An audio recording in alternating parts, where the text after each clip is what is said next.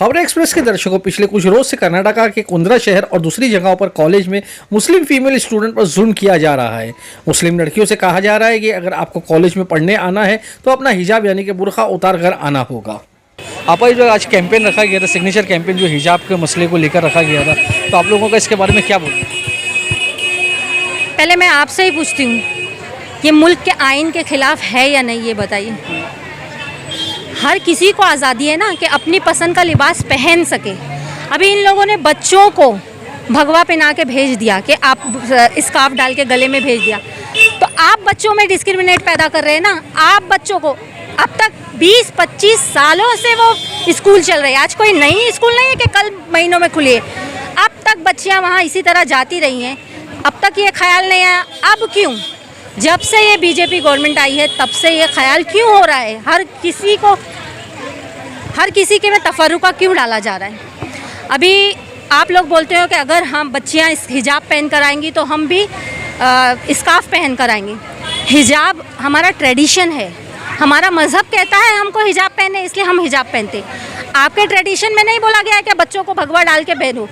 जो लोग अपना संत वगैरह पहनते हैं तो वो तो पहन के विधानसभा लोकसभा में भी जाते हैं। किसी ने ऑब्जेक्शन कभी भी नहीं लिया उनके ड्रेस पर, क्योंकि वो उनका ट्रेडिशन है। तो जब हम आपके ट्रेडिशन पे उंगली नहीं उठा रहे तो आपका भी हक बनता है कि हमारे ट्रेडिशन को जैसे चल रहा है वो चलने देना।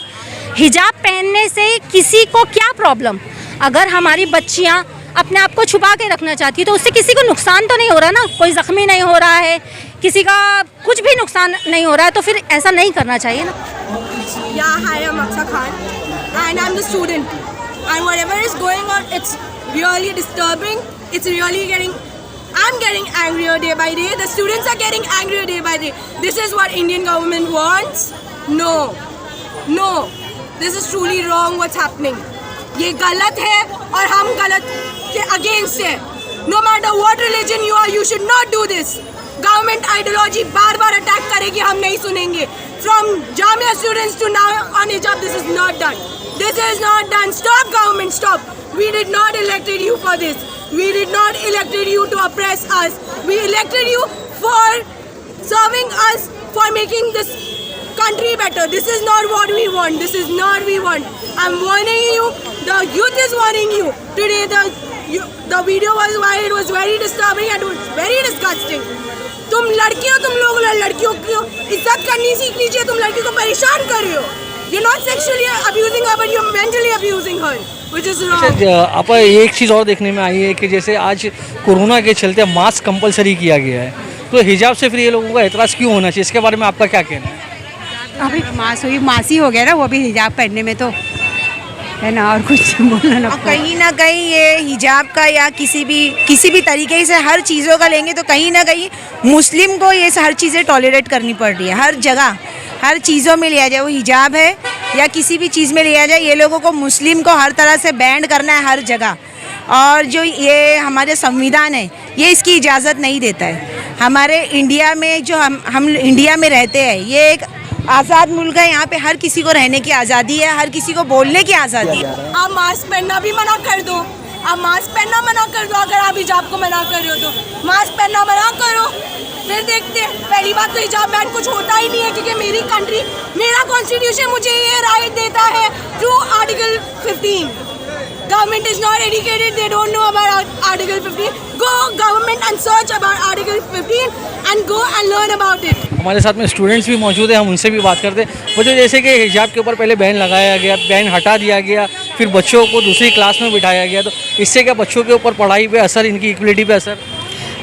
सबसे पहले तो पुराने ज़माने में हमारी बुर्कापोश ख़वातीनों को बहुत मज़लूम समझा जाता था। उनको पढ़ने की इजाज़त नहीं थी। पहले बहुत ऑर्थोडॉक्स थे घर वाले, उनको पढ़ने की इजाज़त नहीं थी। लेकिन अब जब वो पढ़ने जा रही है स्कूलों कॉलेज में तो उनके साथ ऐसा हो रहा है।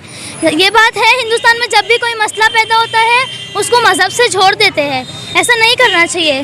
Yeah, so the fact that we go to college and school to learn something, but here it's completely opposite happening. I mean, this is the age where we tend to build our career, but that is what the deep hate root. I mean, it's being rooted in students, which is like extremely bad. That is not what education is for.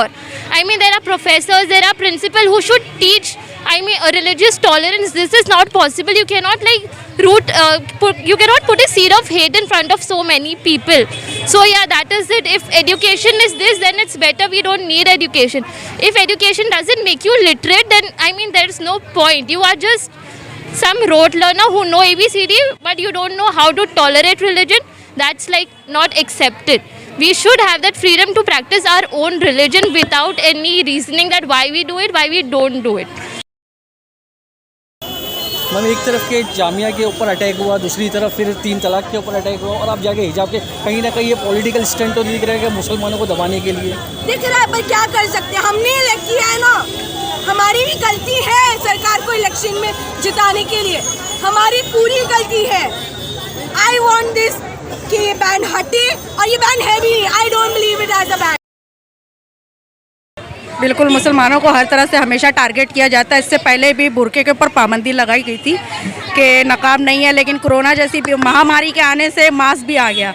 अब mask देखा जाए तो mask पहनना या नकाब हिजाब आप रख के देख लो कि ये लगभग सेम टू सेम है, तो इसके अंदर कोई पाबंदी तो नहीं होना चाहिए। और ये दीन का जहाँ तक मसला आता है कि ये हिजाब जो वो हमारा दीन है, हम इसके खिलाफ नहीं जा सकते, और हम इस पर कायम है, इंशाल्लाह कायम रहेंगे मरते दम तक, ताहयात हमको इस पर कायम रहना है। और रह गई बात कि हिंदुस्तान जो है हमारा मुल्क, वो तमाम मजहबों से मिल के बना है। इसके अंदर हमको इस बात का हर एक इंसान को इसमें रहने का आज़ादी के साथ हक दिया गया है। हमारे ऊपर डिपेंड करता है हम इसमें अपने हिसाब से रहेंगे, और हमारा आयन हमको इस बात की इजाज़त देता है कि हम जो चाहे वो पहने, हम जो चाहेंगे वो खाएंगे, और जिस मज़हब को चाहेंगे वो अपनाएंगे, ये हमारा हक है।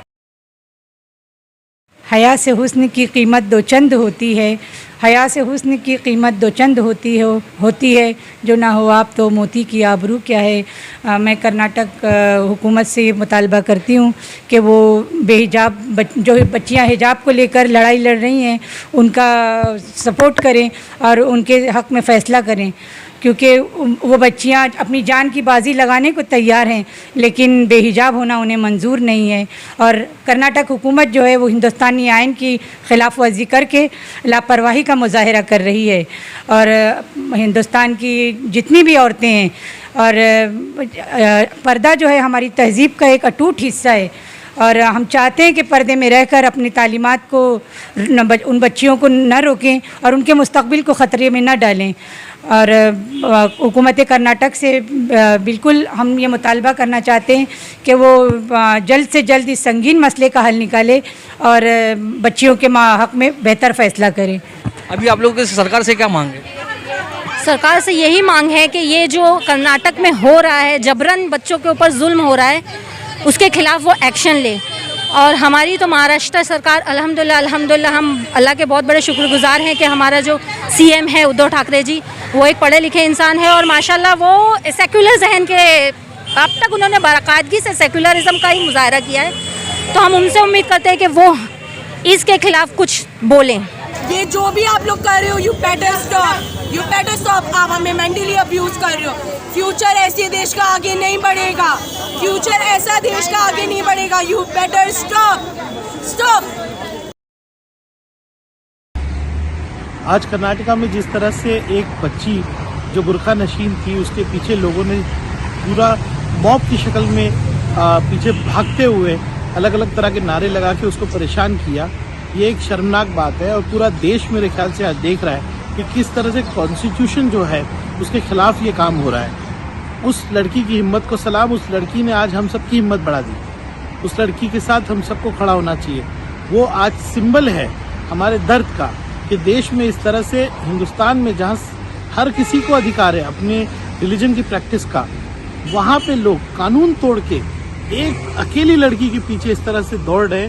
मुझे लगता है कि ये बहुत गलत बात है, और इसके लिए आज मदनपुरे में, भिवंडी में हमारी माँ बहनें, हमारे घरों से निकल के पर्दा नशीन माँ बहनें, बुरखे में हमारी बहनें, ये सब लोगों ने आकर एक कामयाब सिग्नेचर कैंपेन किया, अपना एहतजाज रजिस्टर किया, ताकि हम गवर्नर के पास जा सके। मैं अपनी माँ बहनों का, अपने पूरे इलाके का, मदनपुरा, नागपड़ा, काला पानी, पूरे इलाके का, पूरे भिवंडी का शुक्रिया अदा करता हूँ।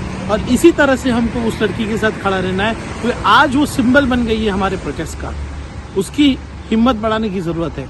इतनी हज़ारों तादाद में हमारी माँ बहनें आई, उसका बहुत बहुत तहे दिल से शुक्रिया।